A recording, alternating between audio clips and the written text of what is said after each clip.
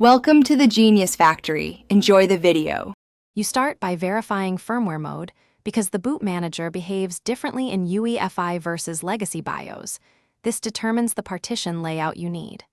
Once done, back up the system partition and export the BCD store so you can restore if needed.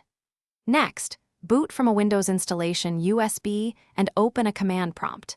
This lets you repair or recreate boot entries. Make sure to identify the correct EFI or system partition so you do not overwrite user data. You now mount the EFI or system partition and recreate the BCD so the boot manager can find Windows. First, assign a temporary drive letter to the EFI volume, then run BCD boot C /Windows with the appropriate /S and /F switches. This copies boot files and builds entries. Once the files exist, use bcdedit to set the default boot entry, adjust timeout, and confirm identifiers. This step fixes mismatches and ensures reliable boot order. If you dual boot, you finish by rebooting without the installation media and verifying that Windows Boot Manager loads your OS. This confirms the BCD and firmware settings are correct.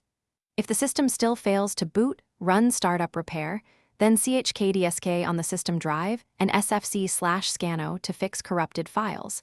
These tools resolve common causes. One key troubleshooting tip: if boot entries are missing, re-import your exported BCD backup or repeat the BCD boot step, because restoring that store is often the fastest recovery. Thanks for watching. If you found this helpful, don't forget to like and subscribe.